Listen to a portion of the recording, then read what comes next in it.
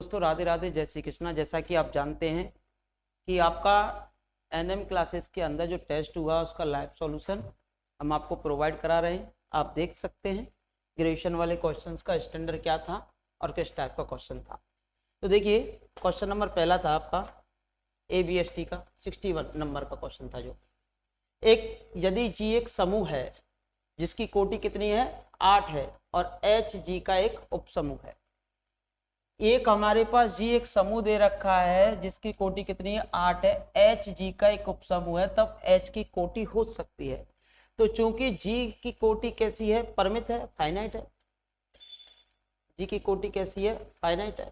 अब जी की कोटि फाइनाइट है तो लैग्रांज प्रमेय का स्टेटमेंट ये कहता है, statement of Lagrange theorem, order of G में किसका डिवाइड जाना चाहिए, ऑर्डर ऑफ एच का। अब देखो ऑर्डर ऑफ जी 8 है, तो देखिए 8 में किसका भाग जा सकता है, 3 का जा नहीं सकता, 5 का जा नहीं सकता, 6 का जा नहीं सकता, तो किसका जा सकता है, केवल 4 का, तो यानी कि 2। तो यानी कि केवल हमारे पास कौन सा ऑप्शन हो जाएगा, ऑप्शन नंबर 4 हो जाएगा। तो इसका आंसर हो जाता है ऑप्शन नंबर बी, और आंसर हो जाएगा आपका 4 हो जाएगा। तो ऑर्डर ऑफ एच कितना हो जाता है आपका 4। नेक्स्ट 4 वेस्ट, आगे की तरफ बढ़ते हैं। 17 कोटि के सभी समूह होते हैं यदि ऑर्डर ऑफ जी बराबर 17 हो, और 17 कैसी संख्या है, बोलो अभाज्य। यदि ऑर्डर ऑफ जी बराबर 17 है और 17 कैसी संख्या, अभाज्य। और आप जानते हो अभाज्य कोटि का प्रत्येक ग्रुप हमेशा कैसा होता है, चक्रीय। और जो चक्रीय होगा वो हमेशा अबेली भी होता है। तो वो कह रहा है अबेलियन नहीं, तो गलत है। ये कह रहा है चक्रीय नहीं, ये भी गलत है। इनमें से कोई नहीं, ये भी गलत है। तो कैसा हो जाएगा आपका, चक्रीय हो जाएगा। तो आंसर नंबर हो जाएगा आपका 3। नेक्स्ट 4 वेस्ट, आगे की तरफ बढ़ते हैं अगले क्वेश्चन की ओर। निम्न में से कौन सा कथन सत्य है, चक्र समूह का प्रत्येक अवयव उसका जनक होता है। कोई जरूरी नहीं है कि भाई जैसे कि 4 कोटि है और 4 कोटि के जनकों की संख्या अगर हम आयलर 5 लन से निकालते हैं, मैंने आपको निकालना बताया था, 1 - 1/2 बराबर में कितना आता है, 2 आता है। जनकों की संख्या आ गई 4 और कोटि ग्रुप की 4, तो यानी कि चक्र समूह का प्रत्येक अवयव उसका जनक होता है। कोई जरूरी थोड़ी ना है, जनक हो भी सकता है और नहीं भी हो सकता। चक्र समूह के किसी उपसमूह का चक्र होना आवश्यक नहीं है, ये कह रहा आवश्यक नहीं है, जबकि चक्र समूह का प्रत्येक उपसमूह कैसा होता है, चक्र होता है, ये भी गलत है। अपरिमित चक्र समूह के 2 या 2 से अधिक, तो 2 से अधिक जनक नहीं होते हैं। केवल कितने जनक होते हैं, केवल और केवल 2 जनक होते हैं। फर्स्ट ग्रेड में भी आया हुआ क्वेश्चन है 2022 में भी, जो फर्स्ट ग्रेड का एग्जाम हुआ। 3 कोटि का प्रत्येक समूह चक्र होता है, सही बात है। क्योंकि यदि ग्रुप की कोटि आपकी कितनी है, 3 है, यदि ऑर्डर ऑफ जी बराबर कितना दे रखा है, 3, और 3 कैसी संख्या, बोलो अभाज्य। अगर 3 है और 3 कैसी संख्या, बोलो अभाज्य, तो ये ग्रुप कैसा हो जाएगा, बोलिए चक्रीय। फोर्थ स्टेटमेंट आपका कैसा है, सही था। नेक्स्ट 4 बेस्ट, प्रत्येक परिमित ग्रुप एक क्रमचय ग्रुप के तुल्यकारी होता है। Every finite group is isomorphic to permutation group, this theorem is called Cayley's theorem. और केले नामक मैथमेटिशियन ने आबेलियन ग्रुप यानी कि क्रमविनिमय ग्रुप का नाम बदलकर आबेलियन ग्रुप रखा था नील्स आबेल के सम्मान में। न्यूयॉर्क के मैथमेटिशियन थे। नेक्स्ट 4 बेस्ट, आगे की तरफ बढ़ते हैं। जी दे रखा है, एन दे रखा है, तो विभाग समूह का तत्समक, तो विभाग समूह G/N बनता है। और जो नीचे एन होता है वो हमेशा कैसा अवयव होता है, बोलिए तत्समक अवयव होता है। नीचे जो एन होगा वो हमेशा कैसा अवयव होगा, तत्समक होगा। तो इसका आंसर था फर्स्ट। नेक्स्ट 4 बेस्ट, चक्र समूह का जनक युग्म है। अब जनक युग्म जब भी निकालना होता है तो सबसे पहले किसी अवयव एक की कोटि निकाल दो। अब इनमें सबसे पहले कॉमन एलिमेंट देख लो, कॉमन एलिमेंट 5 आ रहा है और कॉमन एलिमेंट 1 आ रहा है। तो देखो एक को एक के साथ कितनी बार जोड़ा जाए कि तत्समक बन जाए 0। अब तत्समक यहाँ से कितना है, बोलो 0 है। अब तत्समक 0 हो तो एक में एक को एक के साथ 6 बार जोड़ना पड़ेगा। कितनी बार जोड़ना पड़ेगा, 6 बार जोड़ना पड़ेगा। 1 2 3 4 5 और यहाँ से 6, और बराबर में कितना हो गया, 0। तो ऑर्डर ऑफ 1 कितना हो जाता है, बोलिए 6 हो जाएगा। एक की कोटि हो गई 6। अब एक की कोटि 6, तो किसी अवयव की कोटि और उसकी प्रतिलोम की कोटि हमेशा कैसी होती है, बराबर बराबर होती है। तो बराबर निकालने के लिए एक का प्रतिलोम निकाल लो।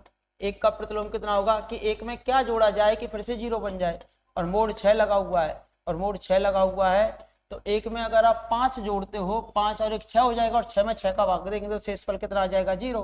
तो यानी एक का प्रतिलोम 5, तो 5 की कोटि भी कितनी हो जाती है, बोलो 5 की कोटि भी कितनी हो जाएगी, 6 हो जाएगी। 1 की कोटि भी 6 और 5 की कोटि भी 6, तो यानी कि 1 और 5 आपके क्या हो जाते हैं, जनक हो जाते हैं। तो 1 भी जनक हो जाएगा और आपका 5 भी जनक हो जाता है, तो दोनों आपके जनक हो जाएंगे। 1 भी जनक हो जाता है और क्या हो जाता है, 5 भी आपका क्या हो जाता है भाई, जनक हो जाता है। अगले क्वेश्चन की ओर बढ़ते हैं। नेक्स्ट फोर बेस्ट गुणन में आयोटा की पावर 5 की कोटि पूछी है, तो माइनस आयोटा की पावर 5 आपका बनेगा, आयोटा की पावर 4 पे 1 बनता है, तो ये बनेगा माइनस आयोटा। और ऑर्डर ऑफ माइनस आयोटा कितना होता है, बोलिए ऑर्डर ऑफ माइनस आयोटा कितना होता है, 4, क्योंकि आयोटा की पावर 4 पर, क्योंकि और माइनस आयोटा की पावर 4 पर भी कितना आता है, 1 आता है। न्यूनतम धनात्मक पूर्णांक कितना हो कि a की पावर n पर आइडेंटिटी आ जाए, तो a की कोटि n हो जाती है। ठीक है भाई। नेक्स्ट फोर बेस्ट आगे की तरफ बढ़ते हैं। जी एक समूह है, a की कोटि 5 दे रखी है, तो जी का एक उपग्रुप H इस प्रकार है कि H जनरेट हो रहा है A से, तो H के जनकों की संख्या, तो H किससे बनाया जा रहा है, A से बनाया जा रहा है, A से बनाया जा रहा है, तो जनकों की संख्या, और जनकों की संख्या होती है आपके पास कितनी, आयलर फाई फलन से जनकों की संख्या होती है आपके पास कितनी बताई थी मैंने, आयलर फाई फलन से फाई n। अब n का मान कितना है यहाँ पर, n बराबर कितना है, 5 है, 5 के फैक्टर कर दो, तो फाई n होगा 5, 1 माइनस 1/5, तो कितना आ जाएगा, 4। जनकों की संख्या कितनी हो जाती है आपकी, 4 हो जाती है। तो जनकों की संख्या कितनी हो जाएगी, बोलिए 4। नेक्स्ट फोर बेस्ट 2 और 7 से जनित समूह, तो एलसीएम निकाल देते हैं, तो एलसीएम कितना आएगा 2 और 7 का, 2 और 7 का एलसीएम आता है 14, तो यानी कि 14 जेड हमारा आंसर हो जाता है, 14 जेड। और वैसे भी कर सकते हो, तो यहाँ से 2 जेड आप अगर आप निकालेंगे तो 2 जेड आएगा आपके पास -2, 0, 2, 4, 6, 8, 10, 12, 14, 16 इस प्रकार। ठीक है। और यहाँ से अगर आप 7 जेड निकालते हो तो 7 जेड आएंगे डॉट डॉट डॉट -7, 0, 7 और 14। तो यहाँ से देखो कॉमन क्या आते हैं, यहाँ से 14 आएगा, यहाँ से 14 आएगा, फिर 28 कॉमन आएगा, तो यानी कि 14 के मल्टीपल आएंगे, 14 के मल्टीपल आएंगे, यानी 14 जेड हो जाता है। ठीक है भाई। आगे की तरफ बढ़ते हैं नेक्स्ट क्वेश्चन की ओर। एक मात्रक सदिश जो पृष्ठ के बिंदु 1, 1, 1 पर अभिलंब हो। अब 1, 1, 1 पर अभिलंब पूछा है, एक मात्रक सदिश पूछा है इसके पृष्ठ पर, वो भी किस बिंदु पर, इस पर। तो एन कैप पूछा है, तो एन कैप कैसे निकालेंगे, एन कैप बराबर होता है ग्रेड फाई ग्रेड एफ, वो भी पॉइंट पी पर, और ग्रेड एफ का मापांक निकाल देते हैं उस पॉइंट पर। ग्रेड एफ का क्या निकाल देते हो, मापांक निकाल देते हो आप उस पॉइंट के ऊपर। तो यहाँ से ग्रेड एफ निकालना है आपको, सबसे पहले तो ग्रेड एफ निकालेंगे। तो ग्रेड एफ निकालने के लिए आप क्या करेंगे, आई डेल ओवर डेल एक्स, इसका एक्स के सापेक्ष करेंगे तो कितना आएगा, 2x माइनस वाई।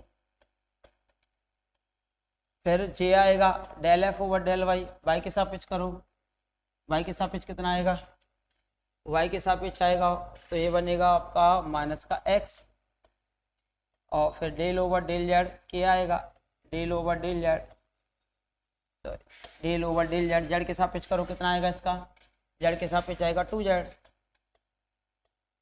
और 1 का हो जाएगा 0। ठीक है। अब यहाँ से किस पॉइंट पे निकालना है, 1, 1, 1 पर, 1, 1, 1 पर, तो ग्रेड एफ कितना हो जाता है, फिर बोलो आपका ग्रेड एफ बराबर हो जाएगा 2 माइनस 1 आई, ये माइनस का जे और ये प्लस का के। तो देखिए आई माइनस का जे, सॉरी, और प्लस का 2k, तो आई माइनस का जे और प्लस का 2k, आई माइनस जे प्लस 2k, देखो कौन सा ऑप्शन है, आई माइनस जे प्लस के 2k, 4 और 1 5 और 1 6, मापांक और भाग दे देंगे, तो हमारे पास ऑप्शन हो जाएगा ऑप्शन नंबर फर्स्ट। तो grade phi upon grade phi का मापांक, तो इसका मापांक आता है √6, तो हमारा हो जाएगा ऑप्शन नंबर कौन सा, फर्स्ट हो जाता है। नेक्स्ट फोर बेस्ट आगे की तरफ बढ़ते हैं। यदि आर बराबर, आर वेक्टर बराबर आर इंटू आर कैप दे रखा है, आर इंटू कितना दे रखा है, आर कैप दे रखा है, तो यहाँ से एकांक सदिश की वैल्यू का multiply cross multiply D are cap over D T से करना है। तो यहाँ से सबसे पहले आर कैप निकालेंगे, आर वेक्टर अपॉन कितना होगा आर, तो D are cap over D T निकालो, D are cap over D T. अब देखो ऊपर का अपकलन एक बार तो डी आर वेक्टर का हो जाएगा over D t, one upon r ऐसे ही रह जाएगा, और दूसरे केस में आर वेक्टर ऐसे ही रह जाएगा। अब यहाँ से हो जाएगा वन अपॉन आर का माइनस के वन अपॉन आर स्क्वायर, फिर D R over D T हो जाएगा। फिर यहाँ से हो जाएगा हमारे पास कितना, D R over D t. ठीक है भाई, अब इन दोनों का क्रॉस प्रोडक्ट लेना है, r cap cross d are cap over D t. ठीक है, अब यहाँ से आर कैप तो यही आता है, अब इसका मल्टीप्लाई इसी से करेंगे तो क्रॉस ये वेक्टर है और ये वेक्टर है, ये वेक्टर नहीं है तो देखिए जो वेक्टर नहीं है तो वो तो आ जाएगा बाहर। अब देखो ये r into r r square, तो आर क्रॉस का किससे हो जाएगा, फिर बोलिए d r vector over D T से। ठीक है, अब इसी का फिर इसी के साथ मल्टीप्लाई करना है। अब देखो ये आर वेक्टर ये सदिश नहीं है, ये सदिश नहीं है तो ये बाहर आ जाएंगे, ये बाहर आ जाएंगे, ये आर वेक्टर सदिश, ये भी आर वेक्टर सदिश। जब सेम सदिश का सेम सदिश से क्रॉस मल्टीप्लाई किया जाता है तो कितना आता है, 0। अब ये 0 आ जाएगा तो कौन सी संख्या बचेगी, one upon r square r vector cross d r vector over D t, यानी कि ऑप्शन नंबर फर्स्ट हो जाएगा। कितना हो जाएगा, ऑप्शन नंबर फर्स्ट हो जाएगा। आगे की तरफ बढ़ते हैं नेक्स्ट क्वेश्चन की ओर। इस प्रकार हम सभी क्वेश्चन सॉल्व कर सकते हैं। आगे की तरफ बढ़ते हैं। देखिए ऐसा क्वेश्चन एग्जाम पेपर में कई बार आता है, एफ दे रखा r vector upon r 5, r vector upon r 5। आप एक चीज याद रखेंगे कि r vector upon r vector into r की पावर एन, अगर कोई भी वेक्टर दे रखा एफ, आप हमेशा याद रखेंगे ये इस फॉर्म में दे रखा है तो ये हमारा हमेशा परनालिका होगा। परनालिका, परनालिका से मतलब होता है डाइवर्जेंस का मान 0। परनालिका होता है केवल एक ही केस में, जब n का मान कितना हो, -3 हो, बस, अदरवाइज परनालिका नहीं होता। और ये जो है हमेशा आघूर्ण्य होता है। इस फॉर्म में अगर कभी भी लिखा हुआ है हमेशा कैसा होगा, आघूर्ण्य होता है। आघूर्ण्य, हमेशा आघूर्ण्य होगा, हमेशा कैसा होता है, आघूर्ण्य, इरोटेशनल। और इरोटेशनल के लिए क्या करते हैं, कर्ल का मान 0 होता है। तो हमेशा कोई भी पावर आ जाए आघूर्ण्य तो होगा, लेकिन यहाँ n का मान कितना है, 5 है। अब n बराबर कितना है, 5 है। जब n बराबर 5 हो तो उसके इसके अंदर परनालिका नहीं होगा, तो यहाँ से आघूर्ण है परंतु परनालिका नहीं है, तो ऑप्शन नंबर बी हमारा आंसर हो जाता है। ऑप्शन नंबर क्या हो जाता है, बी हमारा क्या हो जाता है, आंसर हो जाता है। रेखा समाकल हो जाएगा सीधा है, रेखा समाकलन इससे इस बिंदु तक हम सीधी लेंथ निकाल देंगे, 12 आ जाती है। ठीक है भाई, ये सदिश दे रखा है, परनालिका है, परनालिका के लिए इसके डाइवर्जेंस का मान 0 कर दो, और डाइवर्जेंस का मान 0 करते हैं तो डाइवर्जेंस कितना आएगा बोलो, डाइवर्जेंस एफ वेक्टर बराबर 0। तो डाइवर्जेंस तो यानी कि आई डॉट आई 1 हो जाएगा, तो इसका एक्स के सापेक्ष अवकलन करेंगे तो कितना आएगा 1, इसका वाई के सापेक्ष अवकलन करेंगे तो कितना आएगा 1, इसका जेड के सापेक्ष अवकलन करेंगे तो कितना आएगा माइनस का ए, और बराबर में 0। तो ए बराबर कितना आ जाता है 2, आपका आंसर हो जाएगा, यानी कि ऑप्शन नंबर सी। इसके डाइवर्जेंस का मान 0 करना था, आई डॉट आई 1 होता है तो इसका एक्स के सापेक्ष, इसका वाई के सापेक्ष, इसका जेड के सापेक्ष अवकलन करके जोड़ दो, आंसर आ जाता है। नेक्स्ट, अब देखो r की पावर 5 की प्रवणता पूछिए, r की पावर 5 की प्रवणता पूछिए तो ग्रेड निकालना है आपको किसका, r की पावर 5 का। अब इसका समेशन लगा देते हैं, एक i लगा देते हैं, सबसे पहले x के सापेक्ष कर देंगे तो कितना हो जाएगा 5 r की power 4 del r over del x, और del r over del x का मान कितना होता है फिर x अपॉन r। अब सभी में आएगा ये, अब सभी में आता है तो यहाँ से 5, ये कितना बचेगा r की पावर 3, सभी में आएगा 5 r की पावर 3, तो ये कितना बचेगा यहाँ से एक्स आई कैप। समीशन को खोलेंगे तो अगले में आएगा वाई जे कैप, और अगले में आएगा जेड के कैप। एक्स आई कैप, वाई जे कैप और जेड के कैप की वैल्यू कितनी होती है, आर वेक्टर, तो ये हो जाएगा 5 r cube into r vector. तो यहाँ से हमारे पास कौन सा आंसर हो जाता है, आंसर नंबर हो जाता है फर्स्ट। तो यहाँ से 75 का आंसर हो जाएगा, आंसर नंबर फर्स्ट।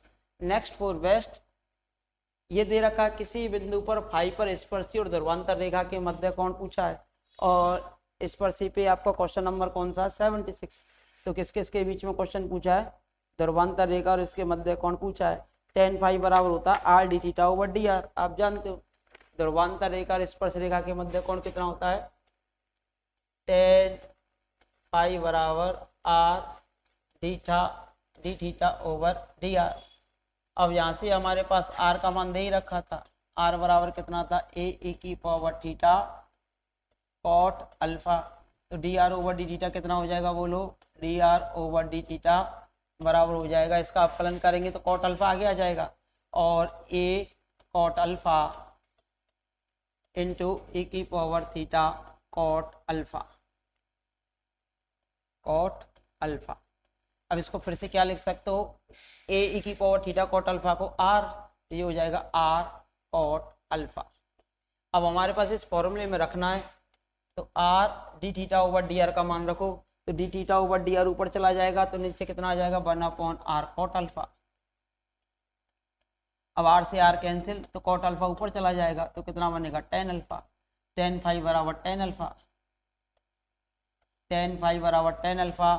तो यहाँ से फाइव बराबर कितना आ जाता है आपका alpha, value of five equal to कितनी हो जाएगी, अल्फा। तो यहाँ से हमारे पास आंसर कौन सा आ जाता है, वी आ जाता है।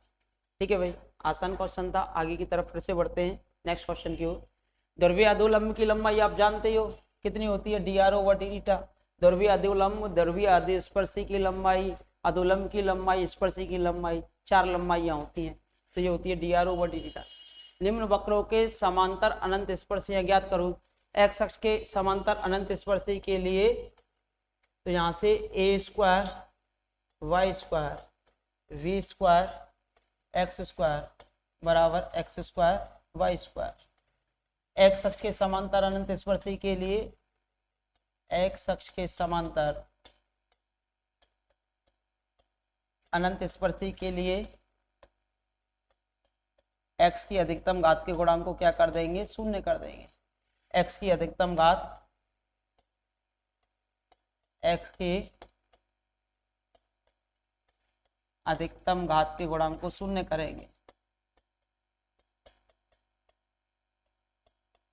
गुणांक को क्या कर देते हो, शून्य। अब देखो एक्स अक्ष के समांतर एक्स की अधिकतम घात बी स्क्वायर, दो इसका गुणांक बी स्क्वायर, और यहाँ से कितना माइनस वाई स्क्वायर, तो यहाँ से y square minus b square बराबर 0। तो वाई बराबर कितना आ गया, प्लस माइनस बी, एक्स अक्ष के समांतर। और वाई बराबर प्लस माइनस बी, ऐसे दूसरे के समांतर निकालेंगे, ऐसे आएंगी एक्स बराबर प्लस माइनस ए। तो चार अनंत स्पर्शियाँ हमारी आ जाती हैं, कौन सा हो जाएगा, ऑप्शन नंबर डी हो जाएगा। वाई अक्ष से समांतर निकाली, ऐसे हमारे पास एक्स अक्ष से समांतर निकल। नेक्स्ट फॉर वेस्ट, आगे की तरफ फिर से बढ़ते हैं। पोलियम की अनंत स्पर्शी का समीकरण आपसे पूछा गया, काफी बार आता है क्वेश्चन। तो सबसे पहले इसके गुणनखंड कर देते हैं, और इसका गुणनखंड होगा एक्स प्लस वाई, ये होगा x square plus y square minus का इसका दोनों का गुणनखंड माइनस का एक्स वाई, और ये कितना है 3axy। अब हमें x प्लस वाई गुणनखंड के संगत निकालनी है, तो यहाँ x प्लस वाई रहने दो, से इसका हम डिवाइड कर देते हैं और लिमिट लगा देते हैं, तो 3axy में डिवाइड कर देंगे। अब आप इसका x square plus y square minus का एक्स वाई का, इसमें क्या करते हैं कि जो x प्लस वाई होती है इसको 0 के बराबर करेंगे, यहाँ से dy बाई डी एक्स की वैल्यू निकालेंगे। तो यहाँ से dy बाई डी एक्स का मान कितना आता है बोलिए, dy बाई डी एक्स यानी कि y अपॉन एक्स जो लिमिट लगाओगे वो लगाओगे अब आप कितनी, -1, और x टेंस टू कितना लेते हैं हम, इन्फिनिटी लेते हैं। x टेंस टू इन्फिनिटी ले लो, x टेंस टू इन्फिनिटी लेते हो तो limit y upon x tends to कितना लगा देंगे, -1, और x टेंस टू कितनी लगा देते हो, इन्फिनिटी। तो यहाँ से हम y अपॉन एक्स बनाएंगे, तो यहाँ से y अपॉन एक्स बनाएंगे तो यहाँ से एक्स स्क्वायर कॉमन, तो ये हमारे पास कितना बनेगा, यहाँ से बनेगा y अपॉन एक्स है तो 3a इंटू -1, यहाँ से एक्स स्क्वायर कॉमन आ गया, ये 1 बन रहा है, और एक्स स्क्वायर कॉमन ये y अपॉन एक्स बन रहा है, तो यहाँ से यानी कि -1 का स्क्वायर बन रहा है, और यहाँ से आपका एक x कॉमन, तो एक x तो कॉमन आ चुका था, और ये बन रहा है माइनस के y अपॉन एक्स स्क्वायर, तो ये बन जाएगा आपका 0। अभी 0 बन जाता है तो कितना बनेगा 2, और 3 से डिवाइड करेंगे तो यहाँ से कितना बनेगा बोलिए, -3/2।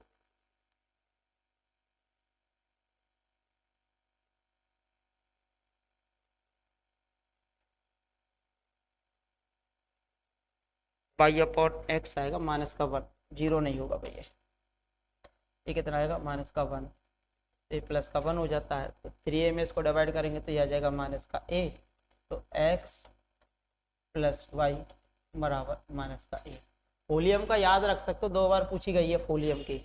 एक बार फोलियम की जब पूछी गई थी तो उसमें क्या कर दिया था, a का मान a के स्थान पर यहाँ 2 रख दिया था, तो 6xy लिख दिया था, तो x प्लस वाई बराबर माइनस का 2 आ जाता फिर वहाँ पर आंसर। फोलियम की 2 बार अनंत स्पर्शी आ चुकी है और दोनों बार सेकंड ग्रेड के अंदर आई है। ठीक है भाई। देखो वक्रता त्रिज्या का फॉर्मूला होता है, आप देखो पोलर कोऑर्डिनेट्स के अंदर वक्रता त्रिज्या का फॉर्मूला आप जानते ही हैं, और पोलर कोऑर्डिनेट्स के अंदर वक्रता त्रिज्या का फॉर्मूला जानते हैं, तो वक्रता त्रिज्या का फॉर्मूला होता है r square plus D R over D theta का होल स्क्वायर। कितना होता है वक्रता त्रिज्या का formula, r square plus D R over D theta का होल स्क्वायर की होल पावर 3/2। अब जो ऊपर लिख रहा है वही नीचे आएगा, मैंने खूब अच्छे से आपको पढ़ाया है, तो आर स्क्वायर प्लस यहाँ 2 हो जाएगा d are over D theta का होल स्क्वायर हो जाएगा, माइनस या माइनस हो जाता है r d two are over D theta square हो जाता है। अब यहाँ से आर का मान दे ही रखा है, तो D are over D theta का मान कितना आ जाएगा बोलो, ये हो जाएगा ए साइन थीटा, वो भी किसका माइनस का, और d two are over D theta square कितना हो जाता है बोलो, तो ये हो जाएगा माइनस का ए कॉस थीटा, और माइनस का ए कॉस थीटा किसके बराबर है बोलो, फिर से माइनस के आर के बराबर है। तो D are over D theta का मान तो यहाँ से आपके पास कितना आया आर स्क्वायर, और आर स्क्वायर का मान कितना है ए square cos square theta, A square cos square theta, और इसका मान आएगा A square sine square theta, तो यहाँ से A square common cos square theta plus sine square theta की होल पावर कितनी हो जाएगी 3/2। यहाँ से ये आपका बना था आर स्क्वायर का मान कितना था बोलिए, आर स्क्वायर का मान कितना था A square cos square theta, तो D are over D theta का होल स्क्वायर कितना आएगा बोलो, A square sine square theta, और माइनस का आर का मान कितना है A cos theta, D two are over D theta का मान कितना है माइनस का ए कॉस थीटा, तो minus minus plus A square cos square theta. अब देखिए यहाँ से फिर से क्या कॉमन आ जाएगा 2a square cos square theta plus sine square theta बराबर कितना हो जाएगा, 2 से 2 कैंसिल, ये बना ए क्यू, ए कितना बना 2a स्क्वायर, अब यहाँ से कितना आ गया a/2, तो वक्रता त्रिज्या कितनी आ जाती है आपकी a/2 आ जाती है, यानी ऑप्शन नंबर 4 हो जाता है। वक्रता त्रिज्या आपकी कितनी आ जाती है a/2, यानी कि ऑप्शन नंबर कौन सा हो जाता है 4 हो जाता है। Next for best question number 81। वक्र देखो यदि y की सभी घातें सम हो, यदि y के स्थान पर माइनस वाई रखने पर वक्र का समीकरण नो चेंज, अगर वक्र का समीकरण नो चेंज तो इस केस में वक्र जो है x अक्ष के प्रति सममित, x अक्ष के प्रति सममित। अब देखो यानी कि y की घातें सम होनी चाहिए, अब इनमें से y की घातें देखो सम आ रही हैं, y की घात सम है जबकि x की घात सम नहीं है, तो y की घात सम है तो कौन से अक्ष के प्रति सममित हो जाता है, x अक्ष के प्रति सममित हो जाता है, यानी जैसी x अक्ष के ऊपर आकृति बनेगी वैसी x अक्ष के नीचे आकृति बनती है। ठीक है भाई। नेक्स्ट क्वेश्चन, वक्र की मूल बिंदु पर नोड है, प्रथम जाति का उभाग्र है, द्वितीय जाति का उभाग्र वियुक्त बिंदु है। अब देखो उभाग्र जब हमें चेक करना होता है या नोड हमें चेक करना होता है किसी भी बिंदु पर, तो नोड या उभाग्र की शर्त आप जानते ही हो, वो जो हमने आपको शर्त बता रखी है, किसी भी बिंदु पर जब आपको नोड चेक करना है या फिर उभाग्र चेक करना है तो उसके लिए हमने आपको शर्त बता रखी है, कोई भी बिंदु नोड होगा उभाग्र होगा किस केस में, यानी कि del square F over del X del Y आपका ग्रेटर देन हो, इक्वल हो, लेस देन हो del square F over del x square और del square F over del Y square. ठीक है, अगर ग्रेटर देन होता है तो उस केस में नोड उभाग्र और वियुक्त, नोड उभाग्र और वियुक्त 3 केस होते हैं। अगर ग्रेटर देन हो जाता है तो आपका हो जाएगा नोड, अवाग्र के लिए बराबर, ऑब्जेक्ट के लिए ये। अब ये इसको f मान लो, इसको f मान लो, तो यहाँ से इसको f मानते हैं, तो f मानते हो तो यहाँ से f बराबर कितना हो गया, x cube plus y cube minus का 3xy। अब ऐसे पोलियम का समीकरण ये होता है, आप जानते हो तो y बराबर x इस प्रकार की रेखा होती है और इस प्रकार पोलियम चलता है, तो दो स्पर्श रेखाएं आती है, तो नोड होगा वैसे तो बाय द वे हम बात करें तो नोड होता है मूल बिंदु पर। तो यहाँ से आप del f over del x निकालेंगे और del square F over del x square, तो दोनों वैल्यूज निकालेंगे। अगर किसी पॉइंट पर दो स्पर्श रेखाएं आती हैं और दोनों अलग अलग आती हैं तो वो पॉइंट नोड होता है। और वैसे उभाग्र का ये जो आपका पोलियम का समीकरण होता है कुछ इस प्रकार का होता है, और इसकी एक अनंत स्पर्शी आती है जो अभी बताई थी, ये वाली अनंत स्पर्शी चलती थी, तो ये अनंत स्पर्शी चलती है और y बराबर x होती है, ये x अक्ष होती है। तो इसके अंदर हम क्या करते हैं, वैसे तो नोड होता है पोलियम, अगर एक से ज़्यादा किसी पॉइंट पर एक से ज़्यादा स्पर्श रेखाएं आ जाती है तो नोड होता है। या फिर आप क्या करोगे, इसका एक बार x के सापेक्ष एक बार y के सापेक्ष अवकलन करना, दो बार x के सापेक्ष दो बार y के सापेक्ष, और उसमें मूल बिंदु रख देना 0 0। फिर देख लेना ये कंडीशन इसकी जो वैल्यू है इससे बड़ी आ जाएगी इन पॉइंटों से, और इस कारण ये क्या हो जाएगा, नोड हो जाएगा 82 में। ठीक है भाई। अगला क्वेश्चन था परवलय मैंने आपको डायरेक्ट पदिक समीकरण बताए थे, और y square equal to 4ax plus a, इसका जो पदिक समीकरण होता है वो कितना होता है, p square equal to ar। अब यही वाला समीकरण जो है वो किस फॉर्म में दे दिया, पोलर फॉर्म में, दोनों सेम है। अब इसकी कैसी फॉर्म है, पोलर फॉर्म है, और ये पोलर फॉर्म है तो पोलर फॉर्म के केस में भी इसका पदिक समीकरण कितना हो जाता है, p square equal to ar हो जाता है, p square equal to ar हो जाता है।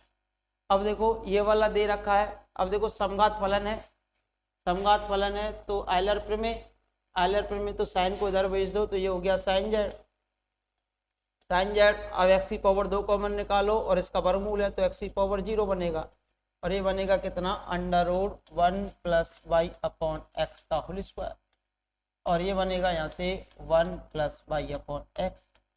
अब मुझे एक चीज़ बताओ कि कितने घात का है, 0 घात का समघात है। अब 0 घात का समघात है, जब ये 0 घात का समघात हो तो उस केस के अंदर x del z over del x plus y del z over del y बराबर कितना आ जाएगा, बोलो 0 इंटू साइन जेड, कितना आ गया 0। अब मैं इसका स्क्वायर कर दूं तो स्क्वायर की वैल्यू भी कितनी हो जाएगी, फिर 0 हो जाएगी, x del z over del x plus y del z over del y का होल स्क्वायर बराबर भी कितना हो जाएगा, 0। तो हमारा आंसर कितना हो जाता है, 3 0। आसान क्वेश्चन था आयलर प्रमेय से। नेक्स्ट फॉर बेस्ट, आगे की तरफ बढ़ते हैं। कार्डियोइड की संपूर्ण लंबाई निकालनी है, कार्डियोइड की संपूर्ण लंबाई निकालनी है, तो कार्डियोइड का डायग्राम आप जानते हो, और देखिए निकाल दो। यहाँ थीटा बराबर कितना होता है, बोलो 0, और यहाँ पर थीटा बराबर कितना होता है, पाई। तो अर्ध की निकाल देते हैं यहाँ से यहाँ तक के। अर्ध की निकालने के लिए लंबाई का फॉर्मूला होता है, अब अर्ध की निकाल देंगे 2 से मल्टीप्लाई कर देंगे, और लंबाई का फॉर्मूला होता है ds। आर और थीटा के पदों में दे रखा है, थीटा की लिमिट आपने लगा दी 0 से पाई, तो अब हम इसका क्या कर देंगे, ds over D theta into D theta. और मैंने आपको बता रखा है ds स्क्वायर बराबर कितना होता है, ds का स्क्वायर बराबर होता है dx का स्क्वायर प्लस dy का स्क्वायर, dx का स्क्वायर प्लस कितना होता है, dy का स्क्वायर। dx बराबर होता है आर डी थीटा, और ये कितना होता है, आर डी थीटा का स्क्वायर, पोलर कोऑर्डिनेट्स में कन्वर्ट करते हो तो, और ये कितना होता है, डी आर का स्क्वायर। अब यहाँ से आर डी थीटा बनाना है तो ये 2 हो गया, D S over D theta कितना हो जाएगा, बोलो आर स्क्वायर, और D S over D theta होगा R square plus D R over D theta का होल स्क्वायर। ये आपका फॉर्मूला बन जाता है, और इसका भी क्या है फिर वर्गमूल, और ये वर्गमूल है और इसकी लिमिट है 0 to पाई। ये फॉर्मूला बन गया, रटना भी नहीं पड़ता आपको, 2 ही चीज़ याद रखनी पड़ती है, उनसे सारे क्वेश्चंस बन जाते हैं।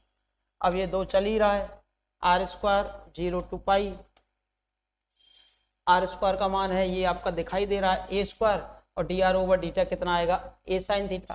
तो ये आएगा आपके पास, इसका स्क्वायर करेंगे तो ए तो कॉमन आ गया, ए कॉमन आ गया, ए इसमें से भी कॉमन आएगा, तो इसका स्क्वायर होगा 1 plus cos square theta, 1 plus cos square theta और प्लस के 2 कॉस थीटा, इसका वर्क करेंगे। और इसका अवकलन की याद तो कॉस का साइन होता है, ए बाहर आ चुका है, और साइन का अवकलन कितना हो जाएगा फिर बोलिए, सॉरी कॉस का अवकलन साइन, साइन का वर्क करेंगे तो कितना बन जाएगा साइन स्क्वायर थीटा, ये बना आपका कितना साइन स्क्वायर थीटा, और यहाँ से आपका क्या लगा हुआ था डी थीटा।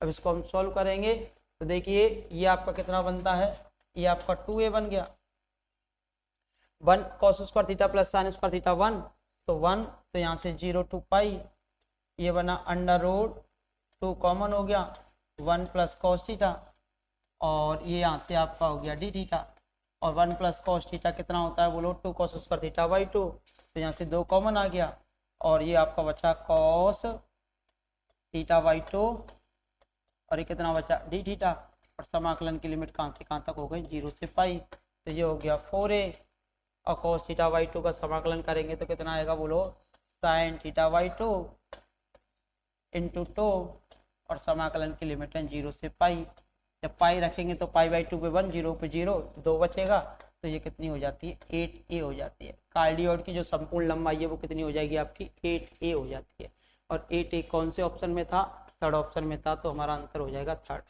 तो कार्डियोइड की संपूर्ण लंबाई हमारी कितनी आ जाती है 8a आ जाती है, और हमारा ऑप्शन हो जाएगा ऑप्शन नंबर थर्ड। ठीक है भाई, नेक्स्ट फॉर बेस्ट आगे की तरफ बढ़ते हैं।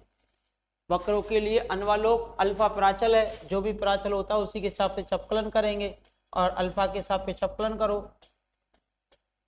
जो भी प्राचल होता है उसी के सापेक्ष क्या करेंगे अवकलन, अल्फा के सापेक्ष क्या कर रहे हो अवकलन, तो कॉस अल्फा का कितना हो जाएगा बोलो माइनस का साइन अल्फा, और साइन अल्फा का कितना हो जाएगा बोलो कॉस अल्फा, और अनुवालोप जब भी निकालना होता है और पी का हो जाएगा 0, ये हो जाएगा समीकरण नंबर 2, और ये हो गया समीकरण नंबर 1, 1 व 2 का वर्ग करके जोड़ दो, 1 व 2 का वर्ग करके जोड़ने पर, वर्ग करके क्या करेंगे जोड़ देंगे, वर्ग करके क्या कर देंगे अब जोड़ देंगे, वर्ग करके जोड़ेंगे तो देखिए एक्स स्क्वायर, यहाँ से कितना बनेगा एक्स स्क्वायर, यहाँ से कितना बनेगा वाई स्क्वायर, और यहाँ से कितना बन जाएगा पी स्क्वायर, उधर बन जाएगा आपका पी स्क्वायर, तो हमारे पास हो जाता है कितना x square plus y square बराबर पी स्क्वायर, यानी कि ऑप्शन नंबर डी।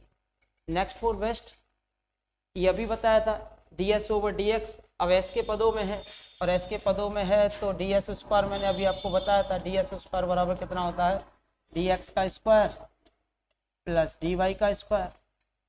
अब यहाँ से हमारे पास D X square plus D Y square, अब हमें D S over D X निकालना है, तो ये बनेगा 1 plus D Y over D x का होल स्क्वायर, और हमारे पास समाकलन की लिमिट कहाँ से कहाँ तक लगी हुई है, ये 0 है, ये 0 है, तो यहाँ से 0 to x 1 plus D Y over D x का होल स्क्वायर, ये हमारे पास आंसर हो जाता है आंसर नंबर 2। ठीक है भाई, अगला क्वेश्चन है, ये दे रखा है यू एक्स और वाई का फलन है, तो डी यू बराबर होगा, पहले यू का होगा किसके सापेक्ष एक्स के सापेक्ष, टोटल डिफरेंशिएशन लगा दिया, फिर डी एक्स हो जाएगा, फिर यू का किसके सापेक्ष होगा वाई के सापेक्ष, फिर टोटल डी वाई हो जाएगा। अब देखो del u over del x निकालते तो कितना आएगा एम एक्स एम माइनस 1, और ये कितना हो जाएगा बोलो डी एक्स, और ये कितना हो जाएगा और इंटू वाई की पावर एन भी तो आएगी, अब इसका होगा एक्स की पावर एम आएगी, अब ये आएगा n y n minus 1 into d y. ठीक है, अब इसमें हम भाग दे देते हैं यू का भाग दोगे तो डी यू ओवर यू का भाग देंगे तो एक्स की पावर एम माइनस 1 से एक्स की पावर एम माइनस 1, तो यहाँ बच्चा m d x upon m sorry x, और यहाँ से कितना बच्चा n d y upon y, ये हमारे पास आंसर हो जाता है option number d, total differentiation का यूज करके। ठीक है भाई, अगला क्वेश्चन था एक्स अक्ष के परित घुमाने पर जनित ठोस का आयतन कितना होगा। अभी एक क्वेश्चन और आएगा ऐसा ही,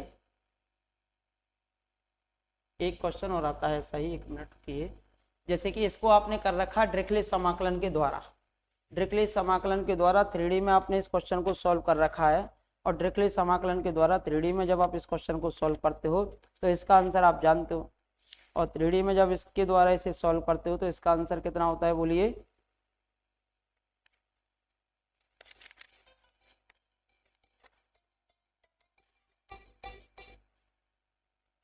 एक मिनट रुकिए भाई, डिस्टर्बेंस के लिए।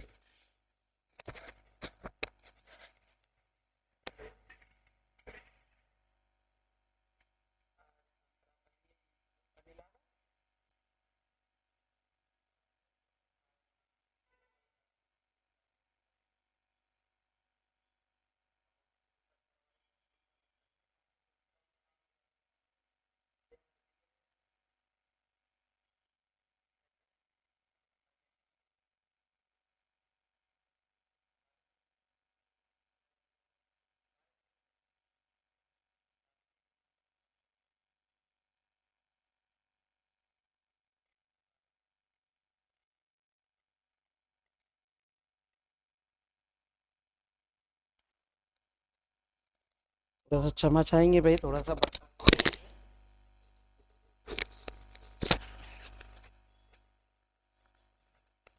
देखिए, जब डायरेक्टली समाकलन के द्वारा इस क्वेश्चन को किया जाता है तो इसका आता है पाई ABC अपॉन 6, प्रथम अष्टांशक पाई ABC अपॉन 6, पाई ABC अपॉन 6।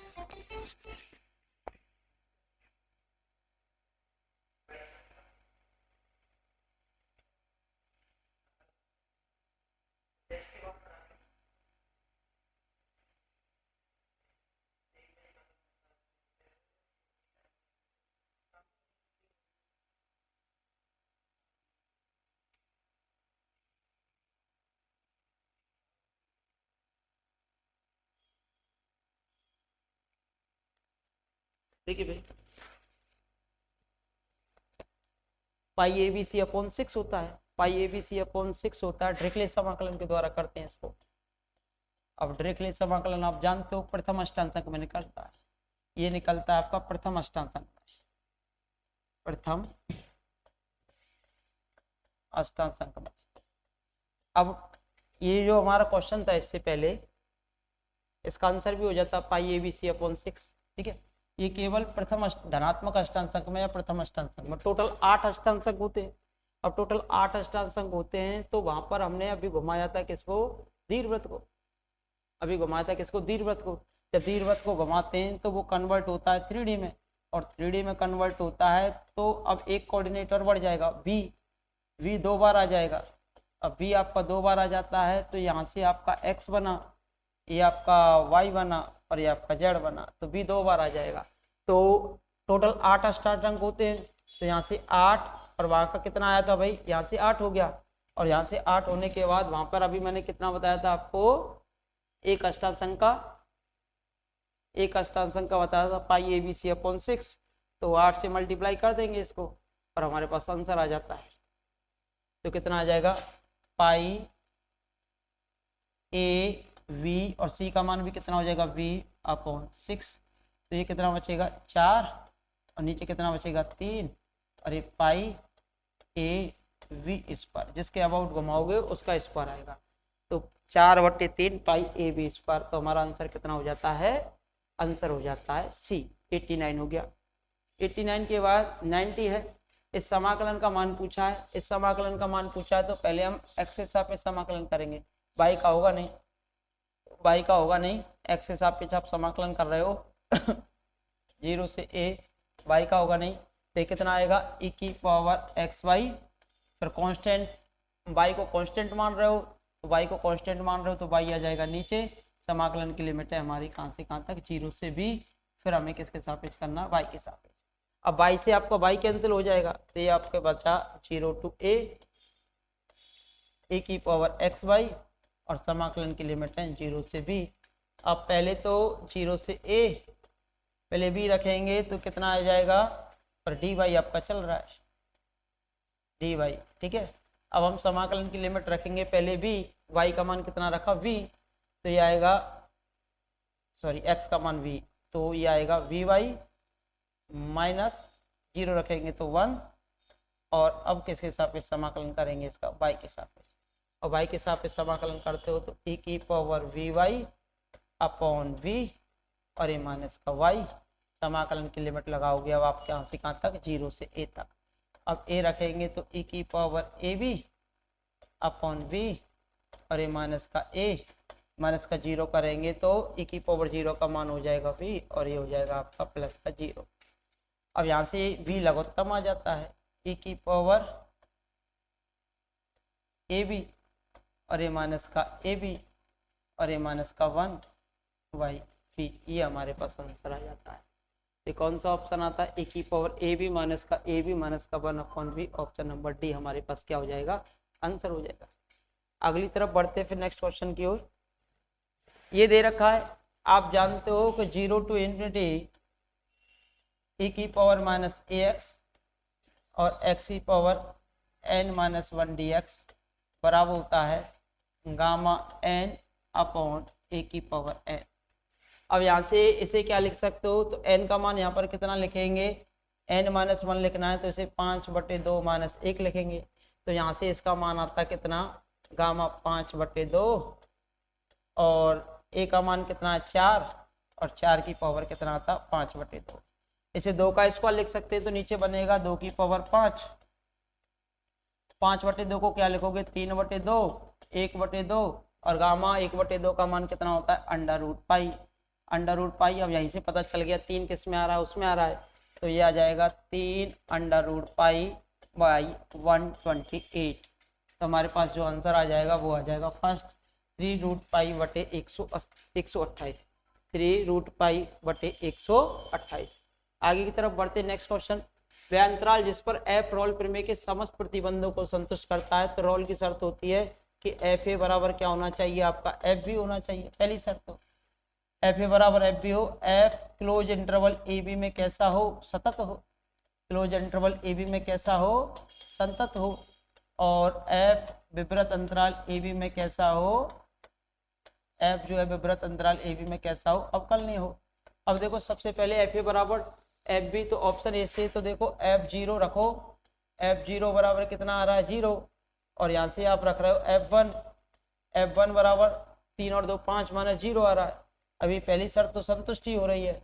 अब इसमें रखो -1 रखेंगे तो -3 और ये कितना बनेगा -2 -5 और ये -5 0 नहीं हो रहा, यहाँ -1 रख रहे हैं -5 0 नहीं हो रहा, या 0 पे 0 हो रहा है, और यहाँ 1 रखेंगे 3 और 2 5 -5 0 और 2 रखेंगे 8 या 24 और 4 28 और यहाँ से 4 पंजे 20, ये भी 0 नहीं हो रहा, तो इस पे रोल नहीं लग सकती, इस पे रोल नहीं लग सकती, इस पे रोल नहीं लग सकती। ये ऑप्शन फर्स्ट सेटिस्फाई करता है एफ ए बराबर एफ बी की कंडीशन को। और चूंकि ये बहुपद फलन है तो हमेशा सतत भी होता है और हमेशा अवकलनीय भी होता है। नेक्स्ट फोर बेस्ट ये हो चुका था आपका क्वेश्चन। अब देखो नीचे की एक समतल है, चतुष्फलक बन गया, x बराबर 0, y बराबर 0, z बराबर 0 और चौथा फलक ये हो गया। अब इन चारों से बंद आकृतियों के लिए हमें शर्त लगानी थी, तो नीचे की तीनों की लिमिट आ रही है 0 0 0। जब नीचे की तीनों की लिमिट 0 0 आ रही है, अब z की निकालो कितनी आएगी 1 - x - y। अब 1 - x - y कौन से ऑप्शन में, इसी में है z की लिमिट, z की लिमिट कितनी आ रही है 0 to 1 - x - y, तो हमारा यही आंसर हो जाएगा। ठीक है, ये हमारे ए में थी, ये बी में थी और इस सी में थी। अगला क्वेश्चन, पूर्णांकों के समुच्चय में द्विचर संक्रिया के लिए तत्समक अवयव पूछा है। तत्समक अवयव के लिए इसको तो हम मान लेते हैं अवयव, इसको मान लेते हो आप क्या तत्समक। अवयव की जब तत्समक से संक्रिया कराई जाती है तो क्या आना चाहिए अवयव, और अवयव यानी कि बराबर में क्या मान लेंगे a, तो a से आपका a कैंसिल हो जाएगा, तो b बराबर कितना आ जाएगा -1, b बराबर कितना आ जाएगा -1। तो तत्समक जो आएगा इसका -1 आंसर आएगा। ये ऑप्शन थोड़े गलत हो गए, ये ऑप्शन गलत दे दिए हैं, तो यहाँ से b बराबर कितना आ जाएगा -1 आ जाएगा। ये ऑप्शन क्या है गलत दे दिए हैं, इसका कितना आ जाएगा -1 आ जाएगा। ठीक है भाई। ग्रेड एफ परनाल का है, आघूर्ण और परनाल का दोनों है, ये सीधा सीधा क्वेश्चन है। तो इसके लिए हम क्या करते हैं कि भाई सीधे कर्ल निकाल लो और इसका ग्रेडियंट निकाल लो। कर्ल निकाल लीजिए और इसका क्या निकाल देंगे आप, ग्रेडियंट निकाल देंगे। कर्ल और ग्रेडियंट का मान अगर 0 आ जाता है तो उस केस के अंदर आघूर्ण और परनाल का दोनों आपका ये हो जाएगा। तो क्वेश्चन नंबर 96 है, क्वेश्चन नंबर 96 में इसका कर्ल का मान तो 0 आ जाता है, कर्ल तो इसका 0 आ जाएगा। और देखना डाइवर्जेंस शायद 0 नहीं आएगा, देख लेना इसको थोड़ा चेक किया ना। तो डाइवर्जेंस 0 नहीं आएगा तो केवल कैसा हो जाएगा, आघूर्ण हो जाएगा। पन्नल का और आघूर्ण दोनों नहीं होगा, केवल आघूर्ण हो जाएगा। ये निकाल के आप देख सकते हो, आसान क्वेश्चन है। ऐसा क्वेश्चन मैंने अभी आपको कराया था और सेम क्वेश्चन है। इस बिंदु पर अभिलंब निकालना है। अभिलंब निकालने के लिए क्या करेंगे, ग्रेड एफ पॉइंट पी पर और ग्रेड एफ का मापांक वो भी पॉइंट पी पर, ये आ जाता है हमारे पास अभिलंब एकांक सदिश। इसमें तो कोई दिक्कत है ही नहीं। ऐसा क्वेश्चन डिटो मैंने अभी जस्ट 5 मिनट पहले कराया है, तो 2j + 2 किया जाता है, कोई दिक्कत वाली बात है नहीं। नेक्स्ट क्वेश्चन, अभी देखो मैंने पहले ही बताया था आर वेक्टर है और इसका ऊपर जाएगा तो आर की पावर कितना हो गया, -3। अब यहाँ से अगर मैं बात करूँ तो एन का मान कितना है, यहाँ पर अभी बताया था मैंने, एन का मान कितना है, -3। और इसकी पावर कुछ भी हो, हमेशा आघूर्ण तो होता ही है। यदि n बराबर -3 हो तो पन्नाल का भी हो जाएगा, तो पन्नाल का और आघूर्ण दोनों हमारा आंसर हो जाता है। इसकी पावर कुछ भी हो तो पन्नाल का और आघूर्ण हमारे पास दोनों आंसर हो जाते हैं। तो इस प्रकार इस क्वेश्चन को कर लेते हैं। वक्रता त्रिज्या का कार्टेशियन कोऑर्डिनेट में फॉर्मूला पूछा था, 1 + dy/dx का होल स्क्वायर की होल पावर 3/2/d2/dx², यानी कि ऑप्शन नंबर फर्स्ट हो जाता है। यहाँ पावर 2/3 दे रखी है, यहाँ माइनस दे रखा है और इस कारण नन ऑफ दिस का है नहीं, पहला ही ऑप्शन हो जाता है, तो आंसर नंबर फर्स्ट हो जाता है। लास्ट और आखिरी क्वेश्चन, पोलर फॉर्म में वक्रता त्रिज्या का फॉर्मूला पूछा है कि पोलर फॉर्म के अंदर इसकी वक्रता त्रिज्या का फॉर्मूला कितना होता है। तो वक्रता त्रिज्या पोलर फॉर्म में हमारी वक्रता त्रिज्या का फॉर्मूला, सॉरी वक्रता जीवा होती है, वक्रता जीवा, ये क्वेश्चन था, P = FR की वक्रता जीवा है, तो ये होती है 2ρ P/R। और यहाँ से रो यानी वक्रता जीवा की जो लेंथ होती है वो कितनी होती है, r/dr/dp, r/dr/ कितनी होती है, dp। तो यहाँ से r/dr/dp का मान निकाल देंगे और इस वैल्यू को रिप्लेस कर देंगे और हमारे पास आंसर आ जाएगा। तो dr/dp निकालो, तो यहाँ से dr/dp निकालेंगे तो यहाँ से तो निकलेगा हमारे पास dp/dr, dp/dr कितना हो जाएगा, f', और f' आ जाएगा तो dr/dp का मान कितना आ जाएगा, बोलो, dr/dp बराबर हो जाएगा कितना, 1/f'। ठीक है, 1/f' आ जाता है, r/dr/dp आ जाता है, वक्रता त्रिज्या का मान। 2ρ P/r निकालना ही निकालना है, तो r/dr/dp की वैल्यू निकालनी है, तो r तो है r बराबर कितना दे रखा है, fr, r बराबर fr, dr/dp का मान कितना आ गया, f', कितना आ गया, f' आ गया, तो 2ρ, तो 2 का मल्टीप्लाई इससे हो जाएगा, और P/r, और P/r, P का मान कितना है, फिर से बोलिए, FR/r आ जाता है, FR/r आ जाता है, तो हमारे पास ये वाला आंसर हो जाएगा 2FR/f', 2FR/f'। तो इस प्रकार आपके सभी क्वेश्चन सॉल्व हो जाते हैं, सभी की सभी। कोई क्वेश्चन में फिर भी दिक्कत आए तो मेरा नंबर आप जानते ही हैं, और फिर से हमसे आप क्वेश्चंस डिस्कस कर सकते हैं। तो आज के लिए हम इस क्लास को यहीं फिनिश करते हैं और यहाँ ये आपका संपूर्ण सॉल्यूशन समाप्त होता है। आज के लिए आप सभी को धन्यवाद, नमस्कार। नेक्स्ट क्लास के साथ फिर से मिलते हैं नेक्स्ट टेस्ट को लेकर, नमस्कार।